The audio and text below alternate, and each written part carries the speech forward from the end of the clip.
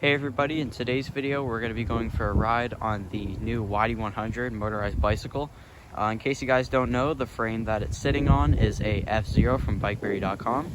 I managed to assemble the whole kit in under 5 hours, and that was including taking off the top end, making sure there was no metal shavings, greasing the bucking bar and clutch cam, and greasing the bevel gears, which are on this side of the motor. And to do so, you just got to take these covers off. Really simple process. Make sure there is no excess slag in the muffler. Sometimes when they weld the mufflers together, there is some excess welding material, and that could really damage your engine. So I took that out. The carburetor, I cleaned that out. I basically made sure this thing was ready to hit the road. Before we do the little walk around, some of you guys are going to be wondering what oil ratio I'm running on this current build. And to answer that question, I was going to run the 32:1 to start with, but because this motor is known to have overheating issues, especially during break-in, I ran the 25:1 to be safe. And also I've had two main issues. And the first issue is this rear wheel here. So LA Hover, if you watch him, I'm sure you guys do, he had a rear rim that was damaged on his F0, and it looked like it got dropped on the floor. Well, his wasn't out of alignment. Mine, for some reason, has a really bad up and down wobble, and I don't know if that can be trued out, so I may have to get the bike shop to take a look at it. I can true side to side, but I cannot true this. This is a whole different story, so I may have to get that re-trued.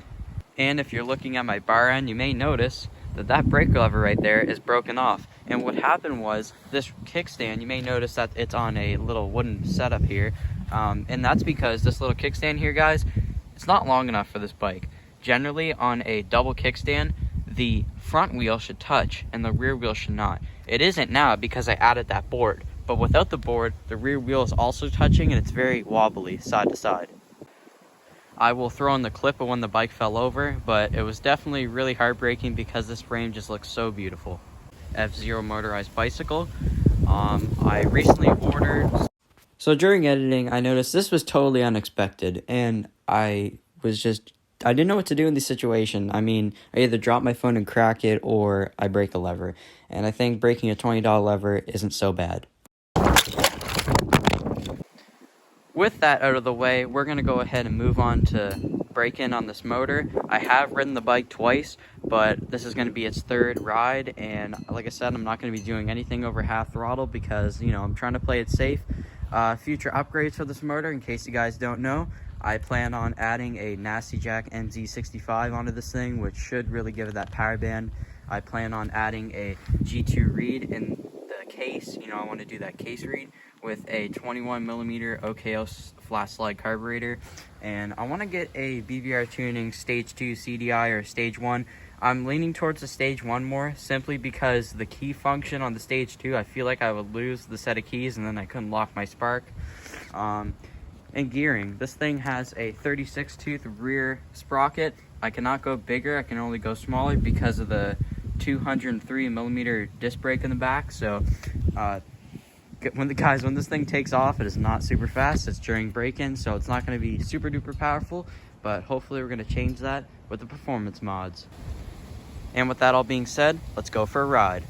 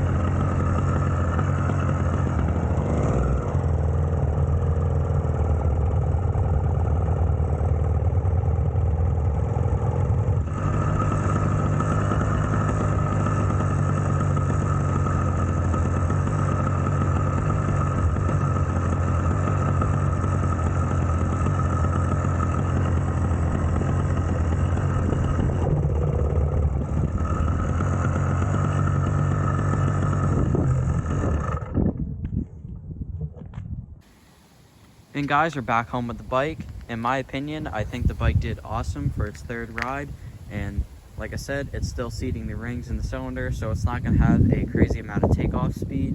The yd100 is also known on the crankshaft to have really advanced ignition timing, so if I retard it a few degrees, that should get rid of most of the four-stroking that this motor has.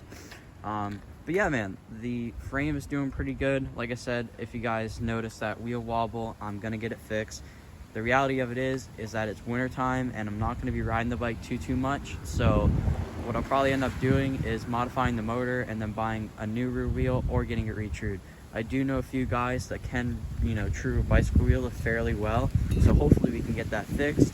And yeah, I mean, like, the bike did really well. This Bowfang carburetor, as you guys know, I'm a big fan of them. I think it really feels good and the throttle response is definitely there.